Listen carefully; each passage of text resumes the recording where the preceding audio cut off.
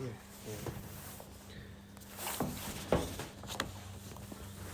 That's not good here, but,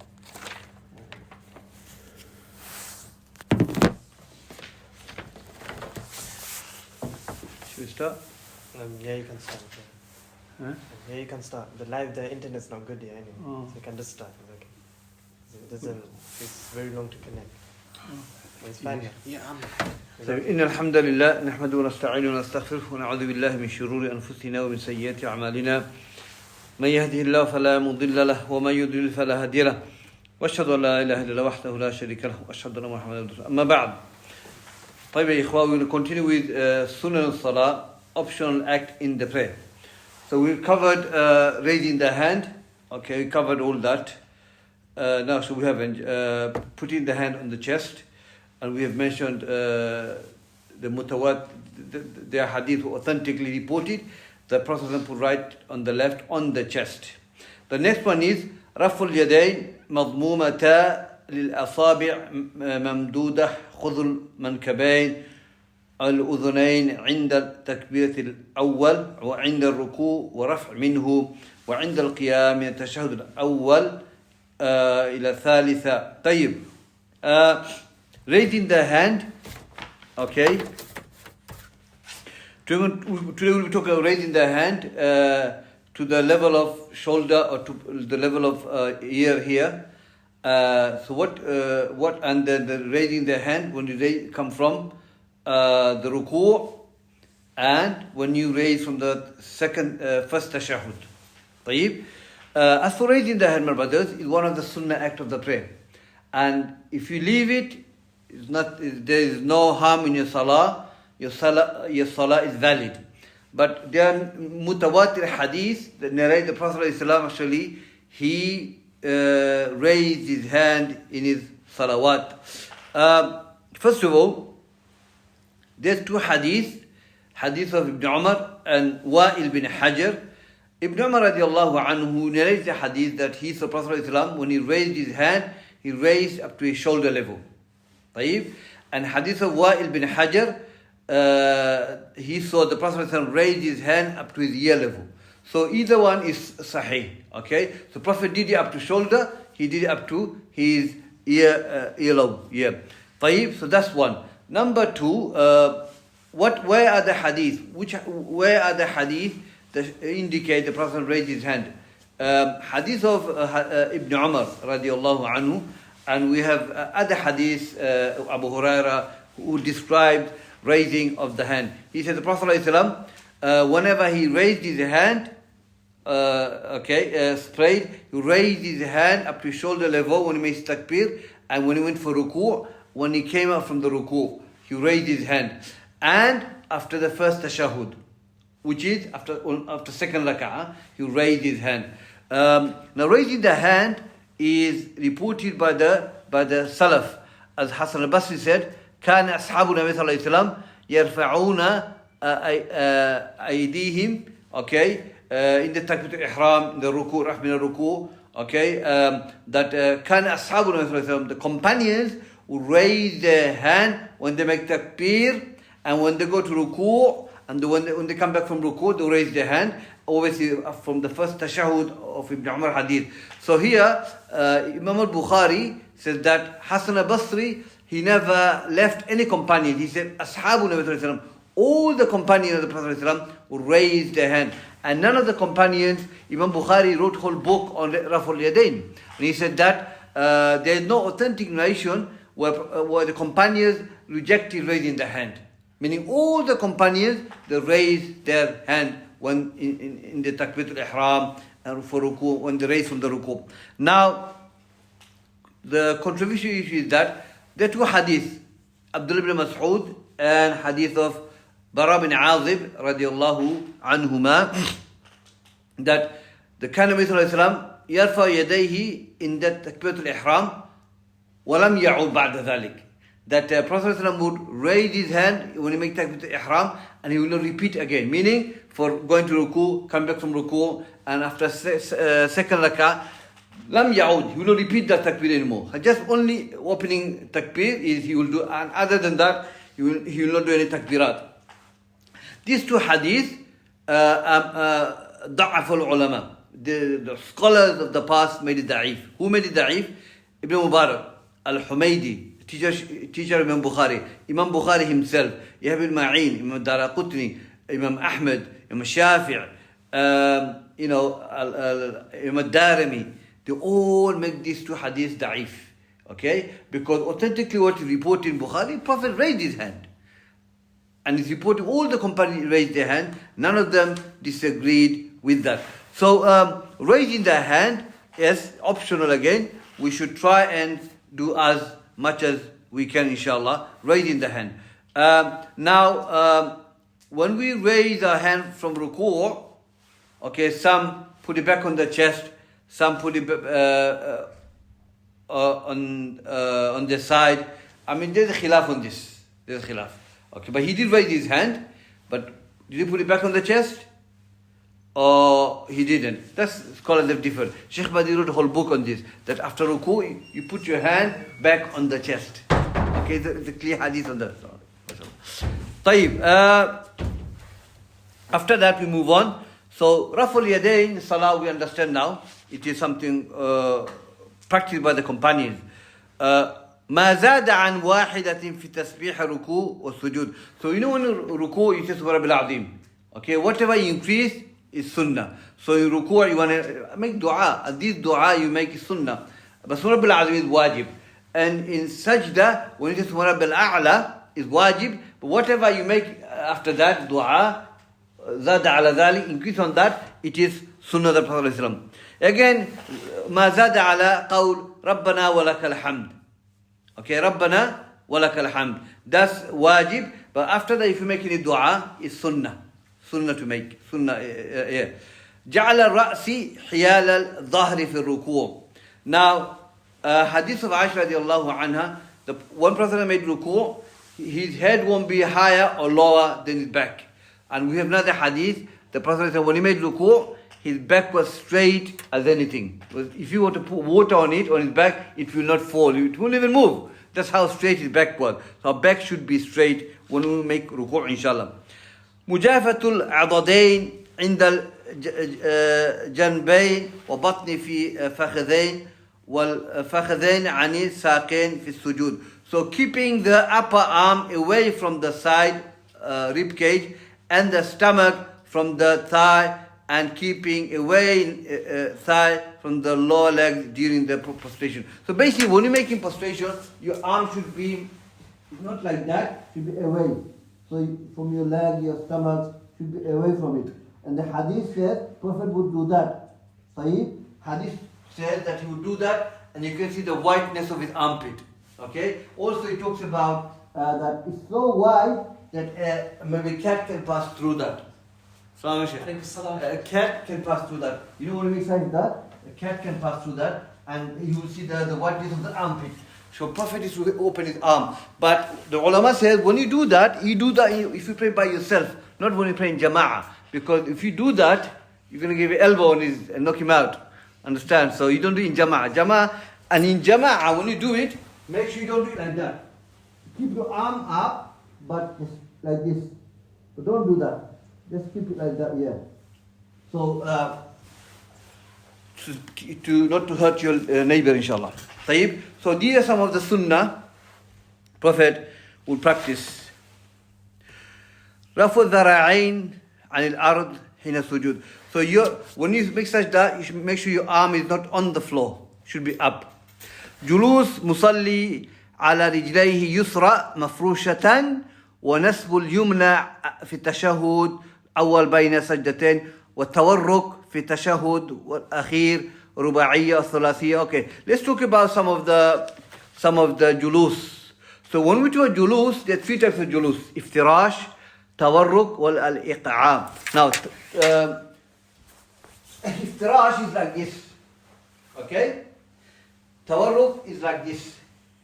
I can't do it. I'm injured. And iqa' is like this, like that.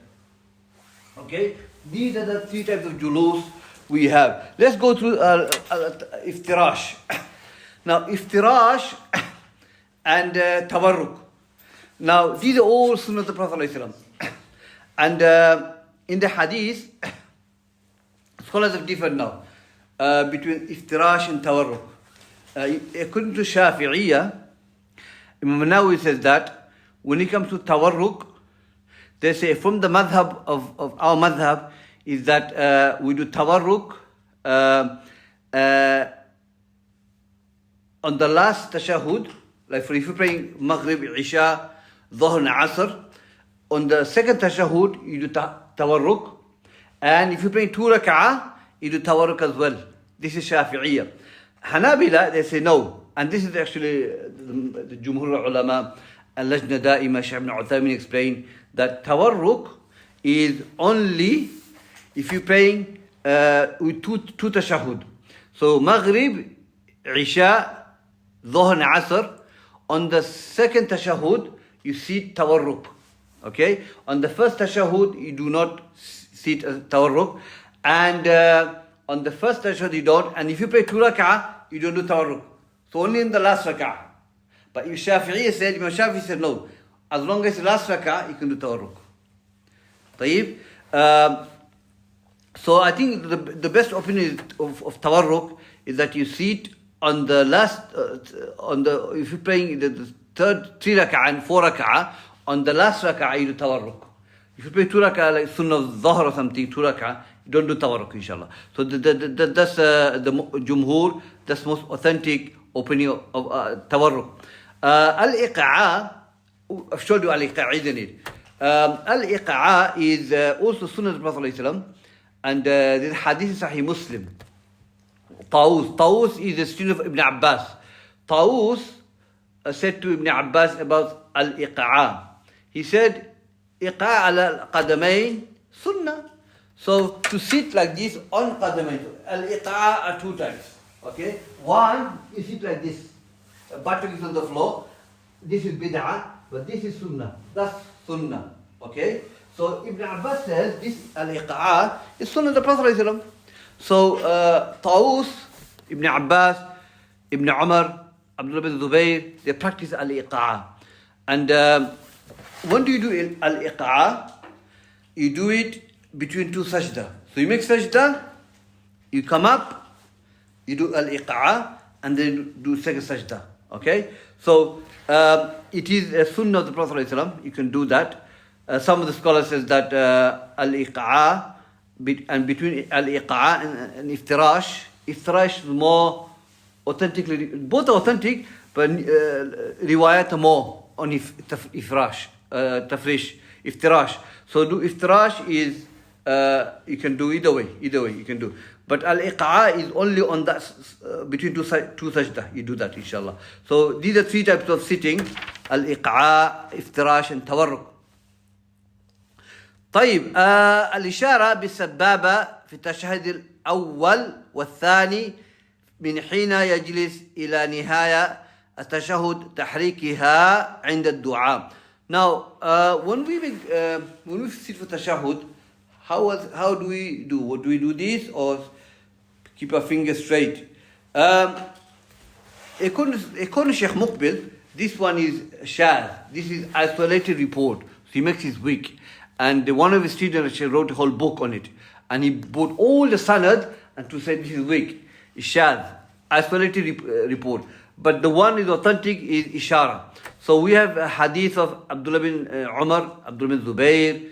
We have a hadith of Wa'il bin Hajar, that Prophet ﷺ, he would put his both hands on his thigh, and he will, on the right arm, he will make a circle, and he will point this straight, and he will keep his eyes on that.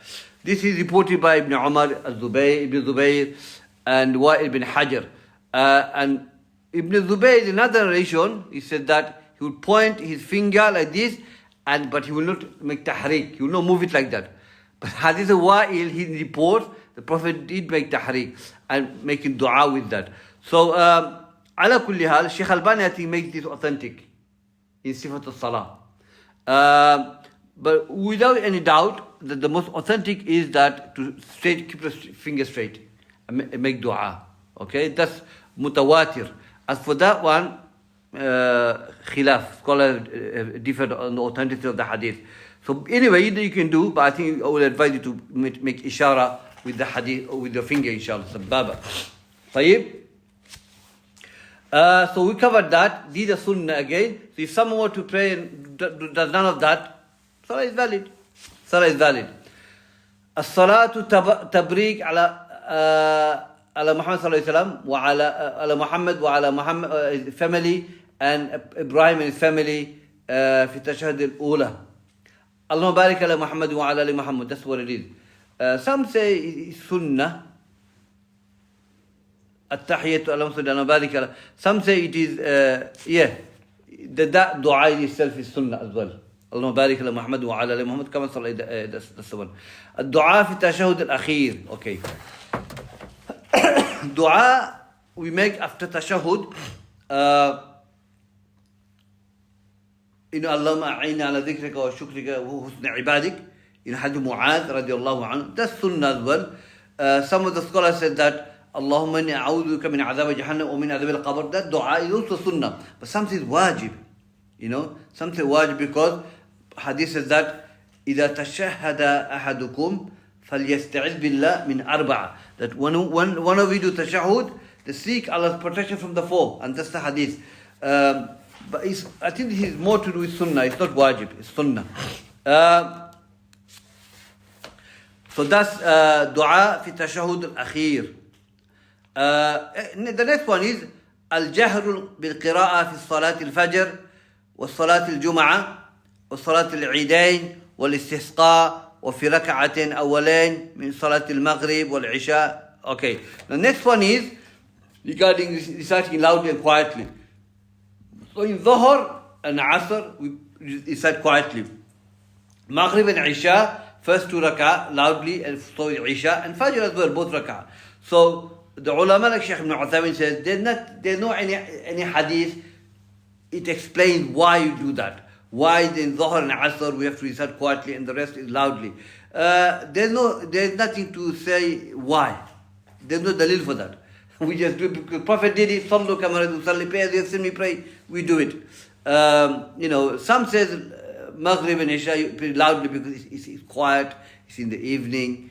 So recite loudly. And Dhuhr and Asr is daytime. People are working. This is tafasir they're just giving. It's not really a hadith. But ala kulli hal, certain ruling in Sharia, we don't know the ruling why. We just obey. We just follow it. Like for example, in tawaf, we do tawaf 7 times. Why 7 times, not 5 times? Understand? So certain rules we don't know. Allah we hear and obey. Just follow that. Next one is al-israr bil-qira'ati fi al-dhuhri wal-asri wa fi thalathati min maghrib wal-akhirati min. Again, reciting quietly as well. We covered that. قراءة ما زاد عن الفاتحة من القرآن مع مراعاة البقية ما ورد في السنن في الصلاة سوى ما ذكرنا ومن ذلك ما زاد على قول المصلي ربنا ولك الحمد. Now reciting anything after Fatiha min al-Quran. So we know that anything you recite after Fatiha is sunnah. Okay.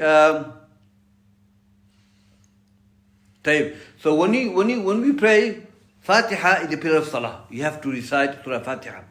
And after Fatiha, whatever you recite is Sunnah. So these are 3 ways you can do. You can recite Al-Fatiha and recite a Surah after that in 4 rak'at. All the rak'at. Number 1. Number 2, you can recite Surah Fatiha and just Fatiha, nothing else, and finish the Salah. Secondly, you can recite Fatiha and the Surah first 2 rak'at and the last rak'ah you don't. So you can do either way, but Fatiha is the pillar. Anything recited, the scholars have said, after Fatiha is sunnah. It is not wajib or pillar. قراءة بعد ما زاد عن الفاتحة من القرآن مع مراعاة البقية is sunnah في الصلاة. أن ربنا ولك الحمد بعد رفع من الركوع. After you raise from your ruku is ربنا ولك الحمد. Any dua you make after that is sunnah. It's sunnah. It's no wajib. Okay. طيب يا إخوة. ما شاء الله. Yeah. So we're going to cover this next week, inshallah. Mubtilat salah. What we will do? Okay. The next one. الدرس الحادي عشر مبطلات الصلاة. مبطلات الصلاة. Things which nullifies your prayer. الكلام العمد مع الذكر والعلم أما الناس والجهل فلا تبطل صلاته بذلك.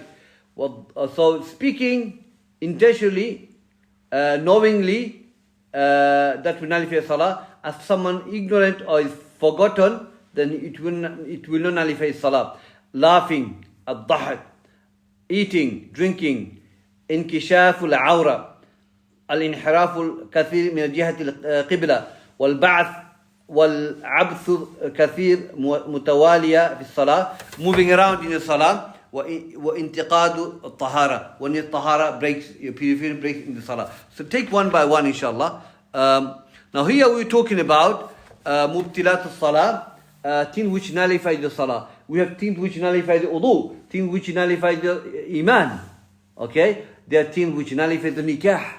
Okay, they're mubtilat, nawaqid. So this is another way of saying nawaqid al-salah. طيب. So Allah says in the Quran, حافظوا على الصلوات والصلاة الوسطى وقوموا لله قانتين. Preserve your salawat and your middle prayer and stand before Allah with humility. طيب, when the ulama use this ayah, حافظوا على الصلوات, they say preserve your salah. They say preservations are done. Number one, you preserve it by praying on time. So you have to pray on time, not before the time or after the time. So praying before, after, you haven't muhafaza, you haven't preserved your salah. So you have to pray on time.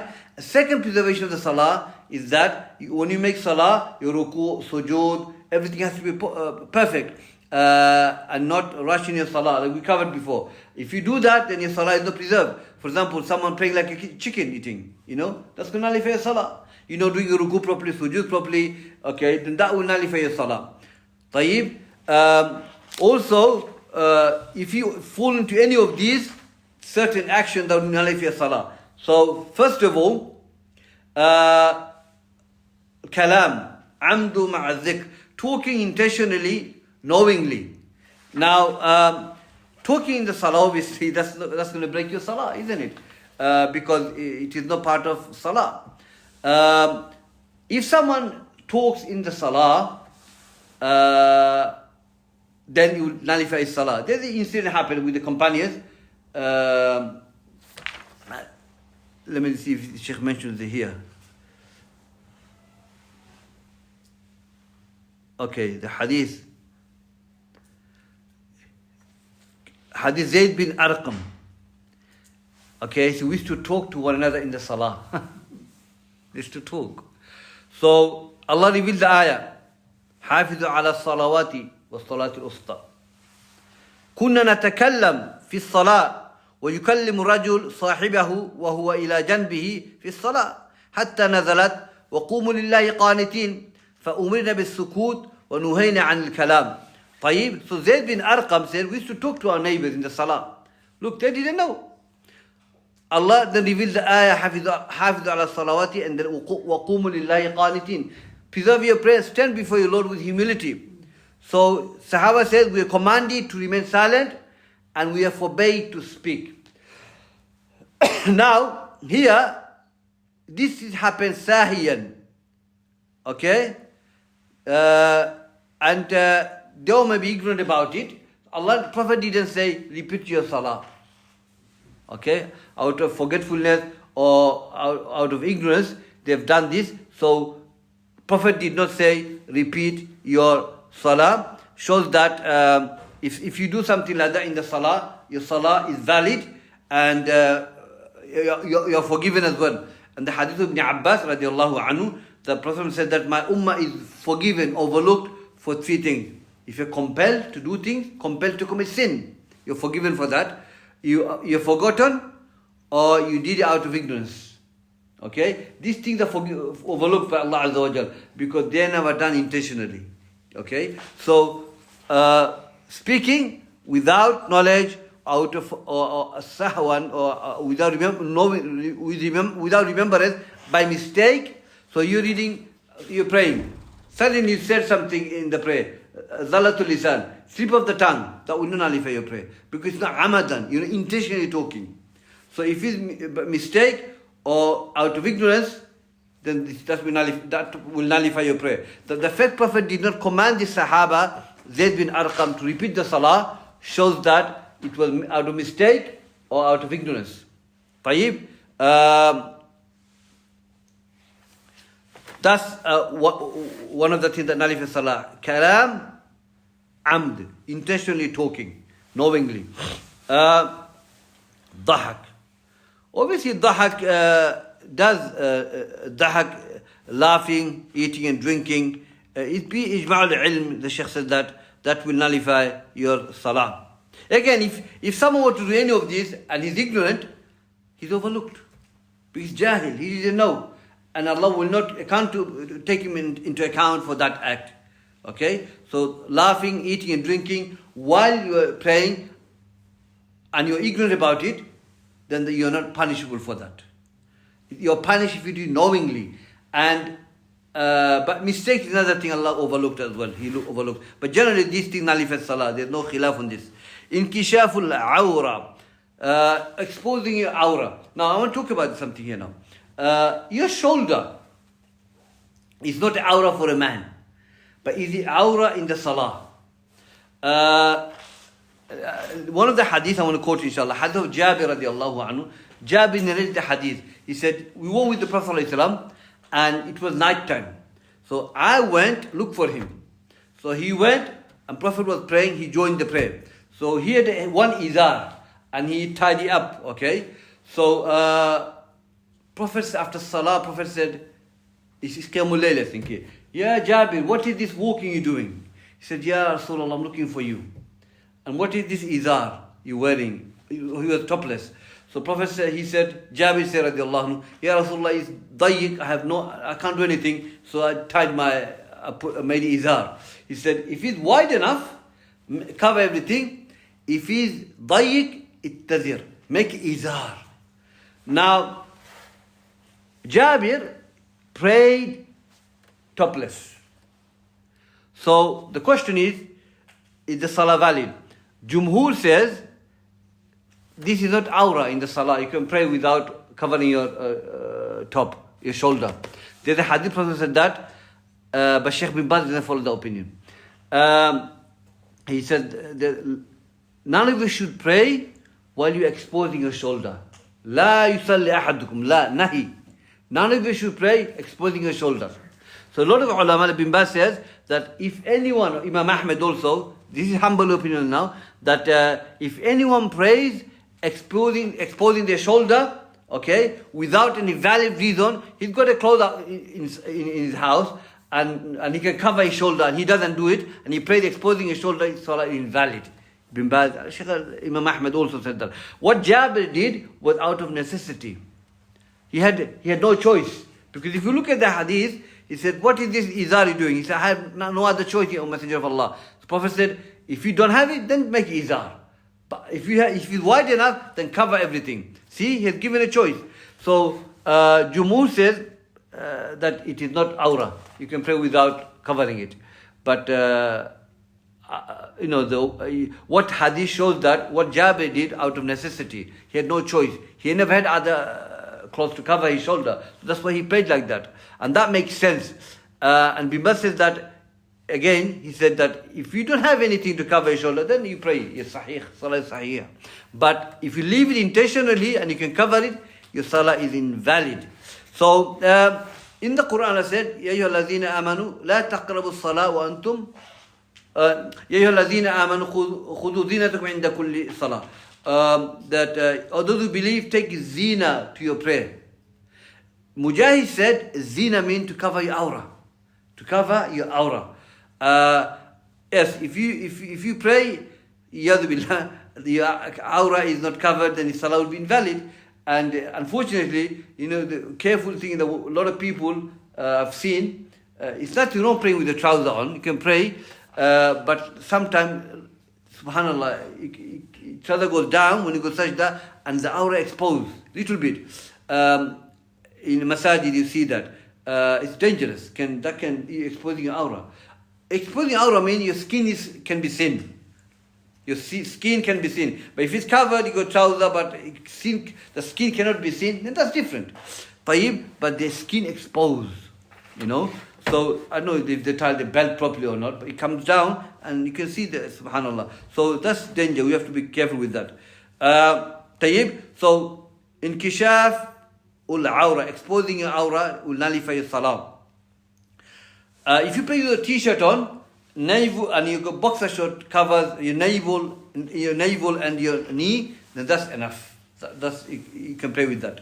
Al-inhiraf kathir fi jihat al-qibla. Now, when we pray, we have to face the qibla, isn't it?